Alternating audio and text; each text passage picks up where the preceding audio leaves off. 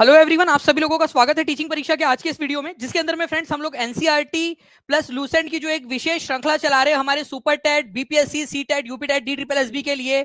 ये आप लोगों का एक ऐसा हथियार बन रहा है फ्रेंड्स, जिसके अंतर्गत आप लोग कोई भी एग्जाम क्लियर कर सकते हो। फॉर एग्जाम्पल अभी अभी थोड़ी देर पहले जो है फ्रेंड्स बीपीएससी 70वीं बीपीएससी का जो है फ्रेंड्स एक खबर निकलकर सामने आ गई है, जिसके अंदर में आप जो है डेप्यूटी कलेक्टर तक की जो है पोस्ट को हासिल कर सकते हो। तो वो पोस्ट तक जो है फ्रेंड्स आप इन सीरीज से निकाल सकते हो। वो क्वेश्चन तक मैं आप लोगों को करवा रहा हूं। तो चलिए जल्दी से हम लोग इस सेशन को शुरू करते हैं, ठीक है। और पिछले लेक्चर के अंदर में जितने भी बच्चे थे जिन्होंने जो है फ्रेंड्स नीचे में कमेंट्स में आंसर किए थे, उन लोगों को अभी अभिनंदन, क्योंकि बहुत बढ़िया तरीके से आप लोग पढ़ रहे हो। और मुझे उम्मीद है कि आप लोग ये सेशन जो है फ्रेंड्स उसको भी अच्छे से करके लास्ट में जो क्वेश्चंस मैं पूछूंगा उसका आंसर आप लोग करोगे, ठीक है। चलिए, सबसे पहले तो उन सभी लोगों का बहुत बहुत शुक्रिया जिन्होंने फ्रेंड सेशन को लाइक कर दिया था सेशन में आने के पहले ही, ठीक है। सेशन का स्टार्ट होने से पहले ही वो हाथ ऊपर कर देंगे ताकि मैं देख सकूं कि कौन से बच्चे जो लॉयल बच्चे हैं यहाँ पर में और बिल्कुल अपना पूरा योगदान जो है यहाँ पर में दे देते हैं। एक बार प्लीज उनको जो है कुछ बच्चों का प्लीज नाम यहाँ पर में शो भी कर दिया जाए, मैं टीम से रिक्वेस्ट करूंगा, ठीक है। चलिए, तो यहाँ पर में जो है फ्रेंड्स हम लोग पहले क्वेश्चन की तरफ में आगे बढ़ते हैं। ये क्वेश्चन जो हमने कल छोड़ा था वहीं से आगे बढ़ेंगे। काफी सारे बच्चे फ्रेंड्स, मैं नाम यहाँ पर मैं सभी के देख पा रहा हूँ, ठीक है। और आप लोगों का बहुत बहुत शुक्रिया। तो देखिए, कनिष्क के दरबारी चिकित्सक कौन थे? चलो, कवि नाम निकला था तो कवि भी बता ही दूंगा। तो कनिष्क जो है फ्रेंड्स, उनका कनिष्क नाम का एक राजा हुआ करता था आज से करीब, ठीक है, 2000 साल पहले, ठीक है। कुषाण वंश का यहाँ पर में उसका शासन था, ठीक है। तो कनिष्क जो था उसका दरबारी चिकित्सक कौन था, ये क्वेश्चन आपसे पूछा जाता है एग्जाम के अंदर में। और ये आप लोगों का फ्रेंड्स एनसीईआरटी और लूसेंट दोनों के अंदर में दिया हुआ है, इसी वजह से बहुत इंपॉर्टेंट है। तो आंसर क्या हो जाएगा आप लोगों का? नाक से सुश्रुत, चरक या अश्वघोष। आंसर आप लोगों का क्या हो जाएगा फ्रेंड्स? यहाँ पर आप देखिए 2000 साल पहले जो है एक फेमस फिजिशियन थे चरक, ठीक है। उन्होंने चरक संहिता लिखी थी, ये एनसीईआरटी में दिया है। और लूसेंट में क्या दिया है? ये जो चरक थे ना, ये कनिष्क के दरबार में दरबारी कवि थे, कनिष्क के दरबार में। तो देखिए दोनों हमने यहाँ पर में कवर कर लिया। चरक संहिता आज से करीब 2000 साल पहले चरक ने लिखी थी, और ये कनिष्क के दरबार में दरबारी चिकित्सक थे, ये याद रखना है आप लोगों ने। ओके, चरक संहिता के अंदर में तुम्हारे भाई ने क्या बताया? इन्होंने बताया कि 360 हड्डियां होती है इंसानों के अंदर में। लेकिन जिसने भी मुन्ना भाई एमबीबीएस मूवी देखी है भाई, वहीं से याद हुआ था कि यार पहले तो पता ही नहीं था तोड़ते समय कि हमको 206 हड्डियां होती है करके, है ना। वो डायलॉग है, बहुत फेमस डायलॉग। आप लोगों में से कितने लोगों ने देखा है मूवी और वो उस डायलॉग को याद है उनको? तो 206 हड्डियां होती है, जबकि उन्होंने 360 बता दिया था, ठीक है। तो उन्होंने शायद से दांत वगैरह को भी हड्डियों में ही गिन लिया होगा, ऐसा हम अनुमान लगा सकते हैं। तो चरक संहिता, ठीक है, इन्होंने लिखी थी। और ये जो है आपकी मेडिसिन के ऊपर में आधारित पुस्तक थी। कनिष्क के दरबार में दरबारी कवि थे। कितनी हड्डियां बताई थी इन्होंने? 360। ये भी क्वेश्चन बन सकता है आप लोगों का। ओके, तो दरबारी कवि कौन, दरबारी चिकित्सक कौन थे? चरक थे। चलो, बार बार दरबारी कवि आ रहा है तो दरबारी कवि भी बता देता हूँ। कनिष्क भाई साहब, तुम्हारे दरबार में दरबारी कवि, ठीक है, वो थे, ठीक है, अश्वघोष, ठीक है। अश्वघोष जो है दरबारी कवि थे, दरबारी कवि, ठीक है। जहां ना पहुंचे रवि वहां पहुंचे कवि, ठीक है। तो दरबारी कवि, ठीक है, अश्वघोष थे जिन्होंने कौन सी पुस्तक लिखी थी? चलिए ये भी बता दीजिए आप लोग, वो भी आप लोगों से पूछा जा सकता है, आप लोग आंसर कर सकते हो उस पर्टिकुलर क्वेश्चन का भी। नाउ फ्रेंड्स, अब देखिए मैं एक बहुत ही इंपॉर्टेंट और इंटरेस्टिंग सा क्वेश्चन आप लोगों के सामने यहाँ पर मैं लेकर आना चाहूंगा। बहुत इंटरेस्टिंग क्वेश्चन है, और एनसीईआरटी के अंदर में भी इसका उल्लेख है और लूसेंट के अंदर में भी। Which was the longest and shortest ruling dynasty in Delhi सल्तनत? दिल्ली सल्तनत के अंदर में सबसे लंबे समय तक और सबसे कम समय तक किसने शासन किया है? अगर आप चाहते हो फ्रेंड इसी तरह से मैं सेशंस आप लोगों के लिए लेता रहूं, ज्यादा से ज्यादा सेशन और पूरी एनर्जी के साथ में, तो एक एक बार हर एक बच्चा जो है फ्रेंड शेयर कर देगा। चाहे टेलीग्राम हो, फेसबुक हो, इंस्टाग्राम हो, जहां भी शेयर कर सकते हो अपने दोस्तों के साथ में शेयर जरूर कर दीजिए, ताकि इसी तरीके से आपके लिए और ज्यादा सेशंस जो है फ्रेंड्स वो लिए जा सके। बुद्ध चरिता लिखी थी अशोक घोष ने, बिल्कुल। तो आप लोग देखिए, अगर मैं बात करूं कि कौन सी वंश ने कौन से कितने समय के लिए किया, तो देखिए पहले था गुलाम वंश, ठीक है। गुलाम वंश, फिर खिलजी आया, फिर तुगलक आया, फिर सैयद आया, फिर लास्ट में लोधी आया, ठीक है। तो गुलाम वंश जो है फ्रेंड्स उसने किया था 84 ईयर्स तक शासन। खिलजी वंश जो है उसने केवल और केवल जो है 30 साल शासन किया, 30 साल। तुगलक वंश जो है इसने 94 ईयर्स तक शासन किया है, 94 सालों तक, ठीक है, 94 साल तक, ठीक है। फिर उसके बाद में बारी आती है सैयद वंश की, 37 ईयर्स तक, और लोधी वंश है 75 साल तक। तो सबसे ज्यादा किसने किया था ये बता दीजिए आप लोग। तो सबसे ज्यादा शासन करने वाला जो राजवंश है, ठीक है, दिल्ली सल्तनत में, वो है तुगलक वंश, और सबसे कम जो है वो खिलजी वंश। तो पहले सबसे लॉन्गेस्ट पूछा है, सबसे बड़ा, तो सबसे ज्यादा शासन किया है तुगलक वंश ने, देखिए ध्यान से। और फिर आएगा सबसे कम समय तक, वो है खिलजी वंश। तो जितने भी बच्चे जिन्होंने ए आंसर लगाया था उन सबका गलत हुआ। क्यों गलत हुआ? क्योंकि यहां पर में जो पहले पूछा है पहले उसका आंसर करना है, ठीक है। पहले आंसर करना है उसका, और फिर उसके बाद में आप लोगों ने दूसरा वाला आंसर करना है, ठीक है। तो लॉन्गेस्ट और शॉर्टेस्ट वाला आप लोगों का तुगलक और खिलजी, इस तरीके से हो जाएगा आप लोगों का, ठीक है। चलिए बहुत बढ़िया, ऐसे ही आप लोग अच्छे से आंसर करते रहिए। नेक्स्ट क्वेश्चन की तरफ में हम लोग जो है फ्रेंड्स आगे बढ़ते हैं हमारे, ठीक है। ये पॉइंट आप लोगों ने यहाँ पर मैं इसको देख लिया है। नेक्स्ट जो है ये यहाँ पर मैं आप लोग देख लीजिए, सबसे कम समय तक खिलजी सल्तनत ने शासन किया है और सबसे ज्यादा जो है वो तुगलक वंश ने शासन किया है। इंपॉर्टेंट पॉइंट है, कभी भी एग्जाम के अंदर में आ सकता है आप लोगों से, ठीक है। चलिए नाउ फ्रेंड्स अब हम लोग आगे बढ़ते हैं। यहाँ पर में हमारे जो है next question NCERT based question है आप लोगों का। एनसीईआरटी में दिया हुआ है, एनसीईआरटी 8th स्टैंडर्ड की, ठीक है, हिस्ट्री की पुस्तक के अंदर में ये दिया हुआ है आप लोगों का क्वेश्चन एनसीईआरटी के अंदर में। At the time of establishment इन 1945, 1945 में इसकी स्थापना के समय में, ठीक है, कितने मेंबर थे यूनाइटेड नेशंस के, संयुक्त राष्ट्र संघ के कितने मेंबर्स थे, कितने सदस्य थे? तो आप लोगों ने याद रखना है फ्रेंड्स कि इसकी स्थापना के समय में 51 देश थे, 51 कंट्रीज थे इसके। इसकी स्थापना कब हुई थी ये भी क्वेश्चन बन सकता है आप लोगों से, ठीक है। तो इसकी स्थापना हुई थी फ्रेंड्स 24 अक्टूबर 1945 को, और इसी वजह से हम 24 अक्टूबर को हर साल क्या मनाते हैं, United Nations day, UN day, United Nations day के रूप में मनाते हैं। वैसे आज कितने देश है इसके प्रेजेंट में इसके देशों की संख्या जो है 193 है, ठीक है, प्रेजेंट में अभी फिलहाल के अंदर में इतने देश इसके सदस्य है। और लेकिन जब इसकी स्थापना हुई थी 24 अक्टूबर 1945 को, तो तब कितने सदस्य थे, तब जो है वो 51 सदस्य थे। ये आप लोगों ने याद रखना है, दोनों ही पॉइंट्स इंपॉर्टेंट है, एग्जाम के अंदर में आप लोगों से पूछा जा सकता है। क्या भारत इसका संस्थापक सदस्य था? जी हाँ, भारत उन 51 देशों के अंदर में शामिल था जिसने इसके स्थापना के समय में इस पर हस्ताक्षर किए थे। अब आप लोग पूछोगे कि सर उस समय तो हमारा भारत देश आजाद था ही नहीं, तो फिर हम कैसे उसके सदस्य बने? तो फ्रेंड्स हमारे भारत के जो उस समय में वायसराय थे लॉर्ड वेवेल, उन्होंने रामास्वामी मुदलियार जो थे उनको अपना प्रतिनिधि बनाकर भेजा था कि भारत को भी इसमें शामिल करवाइए करके, ठीक है। तो आरकॉट रामास्वामी मुदलियार हमारे भारत के, ये भी एनसीईआरटी में नाम दिया गया है, आरकॉट रामास्वामी मुदलियार, ये भारत की तरफ से गए थे, लॉर्ड वेवेल ने उनको भेजा था कि तुम जाओ, ठीक है, और हमारे भारत को रिप्रेजेंट करो, भारत को भी जो है उसमें शामिल करवाओ, जबकि भारत अंग्रेजों का गुलाम था उस समय में, फिर भी वो हिस्सा बना। तो ये एक यूनिक कॉम्बिनेशन है। तो भारत हिस्सा था, ये याद रखना आप लोगों ने, ओके जी। तो ये थोड़ा सा याद रखना आप लोगों ने। इसके ऊपर में बेस्ड क्वेश्चंस कैसे बन सकता है, ठीक है, वो भी मैं आप लोगों को दिखा देता हूं। तो आपने पहले ये देख लिया स्थापना के समय में कितने सदस्य थे और प्रेजेंट में कितने सदस्य, दोनों पॉइंट लिख दीजिए। यूनाइटेड नेशंस डे कब मनाया जाता है ये भी लिख देंगे आप सभी लोग, ओके। चलो नाउ फ्रेंड्स अब देखिए यहां पर मैं एक क्वेश्चन एनसीईआरटी से उठाया मैंने, ये एनसीईआरटी की 8वीं कक्षा की पुस्तक से। तो जल्दी जल्दी से एक बार सभी के सभी बच्चे, हर एक बच्चा दबा के शेयर कर देगा फ्रेंड्स, ताकि पूरा मोटिवेशन आ जाए हमें कि और ज्यादा आप लोगों के लिए क्लासेस ले सके।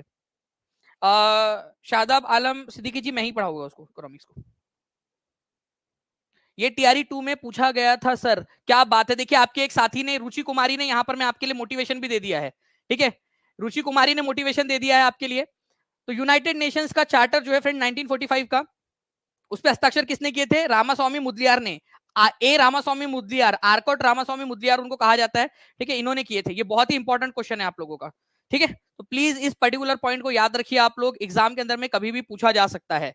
अब मैं आप लोगों को एक क्वेश्चन दिखाता हूं जो 7वीं कक्षा की पुस्तक से उठाकर बड़ी बड़ी एग्जाम्स में पूछा जाता है, 7th स्टैंडर्ड की एनसीईआरटी के अंदर में है, ओके। ये एक क्वेश्चन आपका, देखिए दो प्रांत थे दक्षिण के, ठीक है, उसको औरंगजेब ने उस पर कब्जा कर लिया था साउथ में। वो प्रांत कौन से थे जिसको औरंगजेब ने कब्जा किया था? अहमदनगर और बीजापुर, बीदर और बीजापुर, बीजापुर गोलकुंडा, गोलकुंडा अहमदनगर। बताइए जल्दी से आंसर क्या होगा?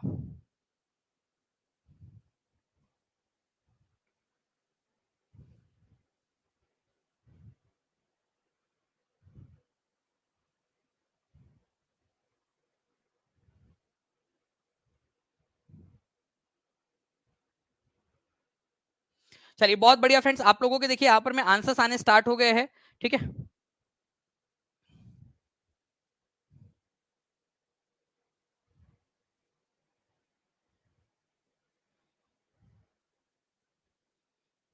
देखिए अगर मैं आप लोगों को यहाँ पर मैं समझाऊं तो बीजापुर और गोलकुंडा को इन्होंने किया था। यहाँ पर मैं आप देख सकते हो ये थी आपकी, ठीक है, दक्षिण की सल्तनत, ओके। कौन कौन सी हो गई यहाँ पर में? ये हो गई अहमदनगर, ये बेरार, बीदर, गोलकुंडा और बीजापुर, ठीक है। ये दक्कन की सल्तनत थी, इनको दक्कन सल्तनत कहा जाता है। अलग अलग रियासतें थी ये, ठीक है। बेरार के ऊपर में अहमदनगर ने हमला कर दिया था, तो ये अहमदनगर बरार जो है वो तो पहले ही अहमदनगर के अंदर में शामिल हो चुका था, ठीक है। बीदर के ऊपर में जो है वो अकबर ने कब्जा कर लिया था। ओके, अकबर ने। अहमदनगर के ऊपर में जो है फ्रेंड शाहजहां ने बाद में कब्जा किया, शाहजहां जो था, ठीक है। वैसे ये वाला हिस्सा जो है वो अकबर कब्जा कर चुका था और बीदर को भी कब्जा कर चुका था। ये जो तो आई होप फ्रेंड्स अब आप लोगों को यहाँ पर में आवाज आ रही होगी, ठीक है। आई एम एक्सट्रीमली सॉरी, एक टेक्निकल इशू आ गया था जिस वजह से यहाँ पर में थोड़ी सी बफरिंग हुई। लेकिन चलिए अब हम वापस आते हैं। तो बीजापुर और गोलकुंडा के ऊपर में कब्जा किसने किया था फ्रेंड्स? औरंगजेब ने के समय में हुआ था, ये याद रखना है आप लोगों ने। आगे में मैं आप लोगों को और इससे रिलेटेड जो है क्वेश्चन आपको करवाऊंगा। मैं आपको बताऊंगा कि किस तरीके से जो है ये इसके ऊपर में बेस्ड और कैसे क्वेश्चंस बन सकते हैं आप सभी लोगों के, ठीक है। चलिए नाउ एक और क्वेश्चन आप लोगों का, ये अब लूसेंट के ऊपर में आधारित प्रश्न है आपका। अब जो क्वेश्चन आपको दिखा रहा हूं मैं, ठीक है। तो देखिए लूसेंट पर आधारित प्रश्न आप लोगों का, जिसके अंदर में जो है यहां पर में बोला गया है कि in which of the following Upanishad is the word Vasudeva Kutumbakam, ये मेंशन किया गया है। वासुदेव कुटुंबकम मतलब पूरी दुनिया हमारा घर है, ठीक है। हम कहीं पे भी जाके सो सकते हैं। तो यहाँ पर में वासुदेव कुटुंबकम जो है फ्रेंड्स, ये कौन से वाले उपनिषद में उल्लेख किया गया है? ओके, तो वासुदेव कुटुंबकम जो है फ्रेंड्स, ये आप लोगों का लिया गया है महाउपनिषद से। महाउपनिषद, वैसे उपनिषदों की जो संख्या है टोटल वो 108 है। और ये 108 उपनिषद चारों ऋग्वेद के लास्ट लास्ट में जोड़े गए हैं अलग अलग, ठीक है। कुछ ऋग्वेद के अंदर में है, कुछ ये जो है फ्रेंड्स यजुर्वेद में है, कुछ सामवेद में है और कुछ अथर्ववेद के अंदर में है। ये वेद, 4 वेद है, आपको पता है ना। तो चारों वेदों के लास्ट में कुछ वेद, कुछ जो है उपनिषद आप लोगों के जोड़े गए हैं, ठीक है। तो उन्हीं में से एक उपनिषद है जो कि ऋग्वेद का पार्ट है। किसका पार्ट है? ये ऋग्वेद का, ऋग्वेद का पार्ट है, ऋग्वेद का महाउपनिषद। उसी के अंदर में ये शब्द आता है वासुदेव कुटुंबकम। आपको पता है G20 की समिट हुई थी भारत के अंदर में अभी, है ना। उसका थीम भी यही था, वासुदेव कुटुंबकम, पूरी दुनिया जो है वो हमारा घर है। ओके, वासुदेव कुटुंबकम ऋग्वेद का पार्ट है, महाउपनिषद, ये याद रखेंगे आप सभी लोग। इंपॉर्टेंट पॉइंट है, एग्जाम के अंदर में पूछ सकते हैं, प्लीज इसको याद रखिएगा आप सभी लोग। ओके, ऋग्वेद का पार्ट है महाउपनिषद।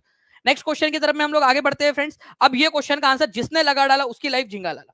चलिए ये क्वेश्चन आंसर करिए आप। किस मुगल शासक ने गोलकुंडा के शासक अबुल हसन कुतुब शाह को पराजित कर गोलकुंडा को मुगल साम्राज्य में मिला लिया था? सिंपल सी बात है, गोलकुंडा किसके समय में जो है वो मुगल सल्तनत में मिला था? जितने भी बच्चे देख रहे हैं अभी, जिसने थोड़ी देर पहले सेशन देखा होगा उसको पता होगा। अभी आपको बताया फ्रेंड्स, ठीक है। 2 सल्तनत थी जो एक मुगल बादशाह के समय में मुगल साम्राज्य के अंदर में मिला ली गई थी, ठीक है। बताइए।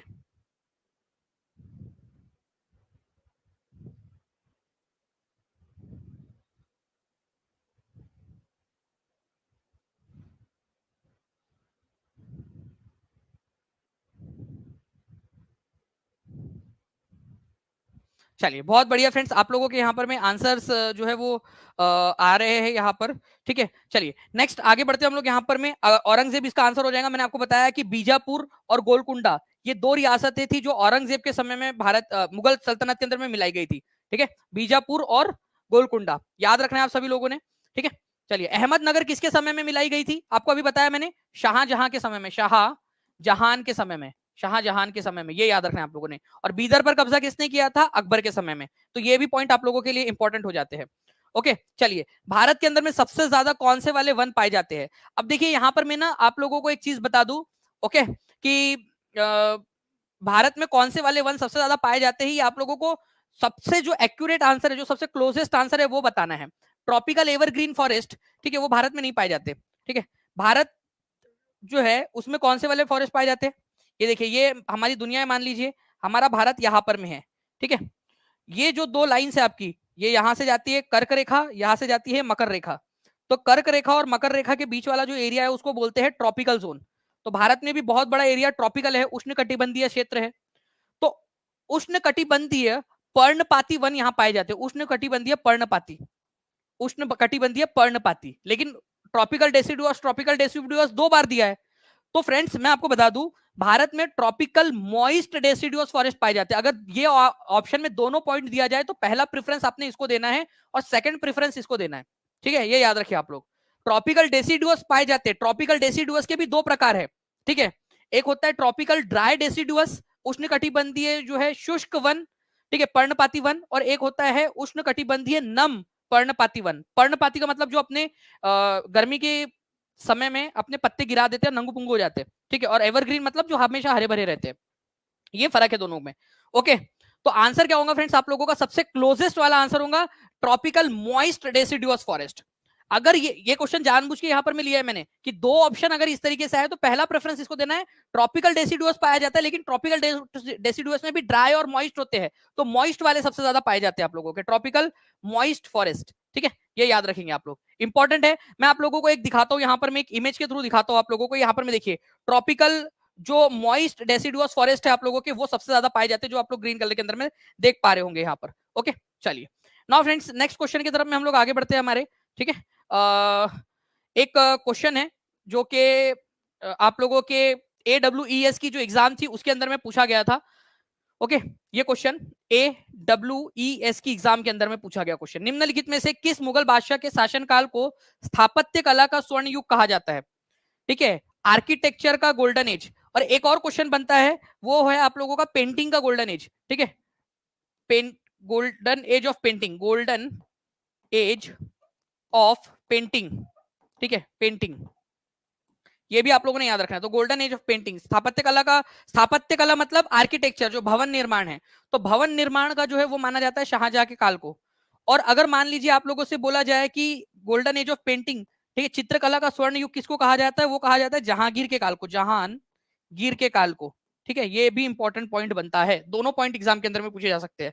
तो स्थापत्य कला या आर्किटेक्चर का स्वर्ण युग शाहजहां, जिसने ताजमहल, ठीक है, लाल किला, ऐसे बड़े बड़े भवन बनवाए। ठीक है, और जहांगीर, जिसके समय में बहुत सारी पेंटिंग्स का निर्माण हुआ। तो ये दो पॉइंट आप लोगों के लिए इंपॉर्टेंट हो जाते हैं। ठीक है, चलिए अब फ्रेंड्स मैं आप लोगों को, ठीक है, कुछ बैक टू बैक जो है कुछ क्वेश्चंस देना चाहता हूँ। ओके, और उसका जो है कारण एक है कि मैं आपको दिखाना चाहता हूँ कि किस तरीके से जो आप लोग पढ़ रहे हो वो आप लोगों के लिए कितने काम की चीज है। ठीक है, कितने ज्यादा काम की चीज है और कितनी सारी एग्जाम्स आप क्लियर कर सकते हो, वो मैं आपको दिखाना चाहता हूँ। जस्ट अ सेकेंड, मैं इसके आंसर्स छुपा दूं।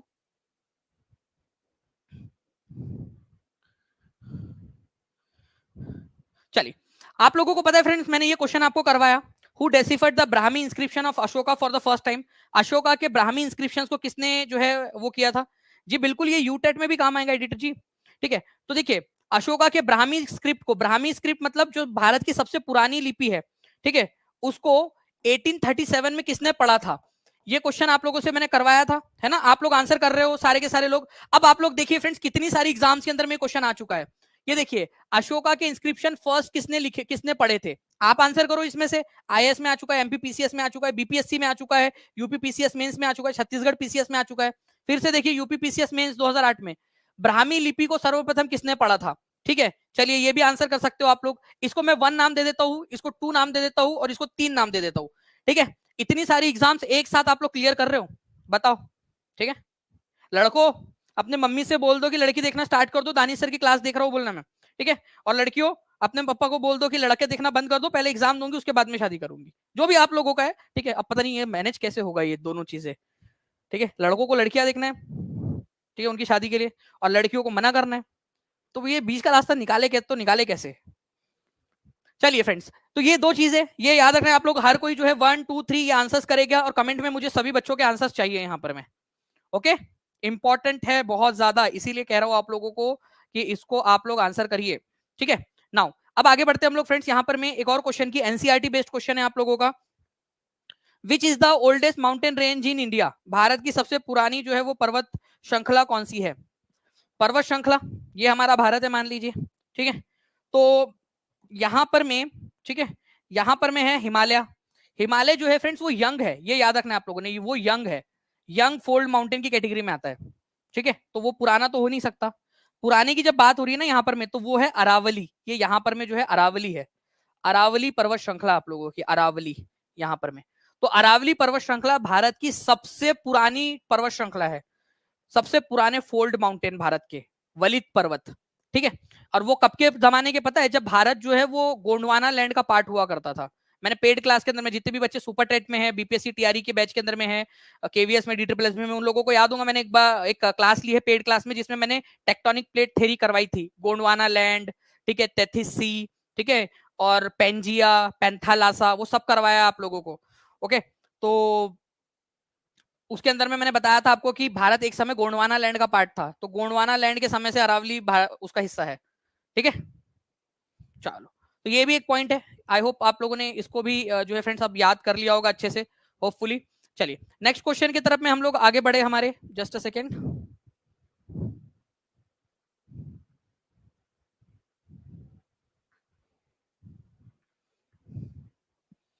तो इसका आंसर बी है।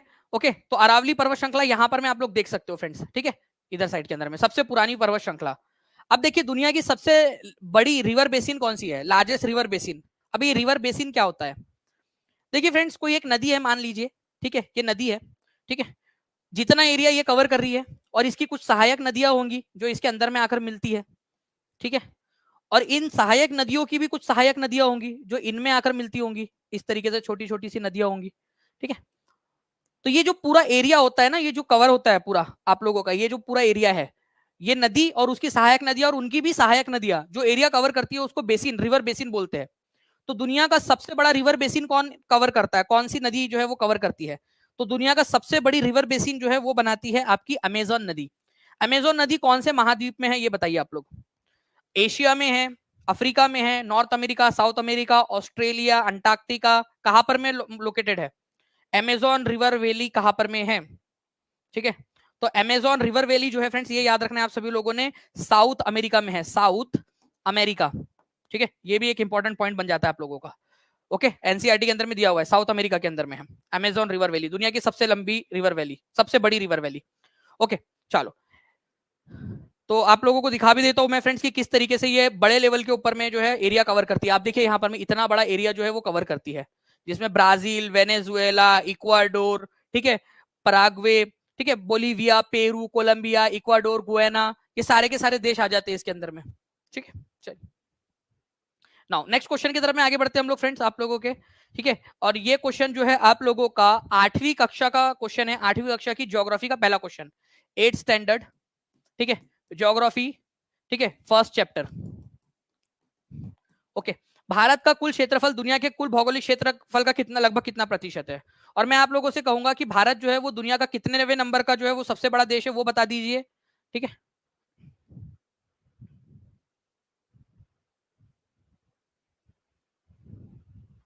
चलिए जितने भी बच्चे फ्रेंड जो टीचिंग परीक्षा के साथ में जुड़ना चाहते हैं किसी भी कोर्स के लिए, वो 7611101101, 96978844 इस नंबर पे कॉल कर सकते हैं। टीचर्स डे है फ्रेंड्स कल आप लोगों का, और कल तक के लिए लास्ट वैलिडिटी है। जितने भी बच्चे सुपर टेट में जुड़ना चाहते हैं और वो 50,000 जो क्वेश्चन का आप लोगों को दिया जा रहा है, ठीक है, तोहफा, उसके अंदर में एनरोल होना चाहते हैं फ्री ऑफ कॉस्ट, तो कल तक वो ज्वाइन हो सकते हैं, ठीक है, लास्ट मौका है आप लोगों के लिए। और साथ ही साथ जितने भी बच्चे जो बीपीएससी के हैं, जो रैंक बूस्टर सीरीज में शामिल होना चाहते हैं, वो लोग भी आ सकते हैं उसमें, ठीक है। ऐसे ही KVS, D triple S B और बाकी की जो एग्जाम्स है उनके लिए भी फ्रेंड्स अलग अलग जो है वो योजनाएं निकाली जाएगी आप लोगों के लिए, तो जितना जल्दी आप लोग ले सकते हो तब तक आप लोग रह सकते हैं, ठीक है। तो अगर मैं बात करूं फ्रेंड्स, तो इंडिया जो है वो कितना परसेंट एरिया कवर करता है पूरे दुनिया का, अगर ये क्वेश्चन आ जाए तो 2.4% करता है पूरे दुनिया का, ठीक है, केवल 2.4% एरिया भारत के पास में है, जमीनी सतह। ओके, भारत जो है फ्रेंड्स 7वें नंबर का सबसे बड़ा देश है। चलो अब आप लोगों को एक चैलेंज करता हूं मैं, ठीक है, पहला, दूसरा, तीसरा, चौथा, पांचवा, छठवां, सातवां, 7वें नंबर पे हमारा है इंडिया। चलो पहले 6 बताओ, चलो देखते कितने लोग बताते, अभी बताते जाओ एक एक करके।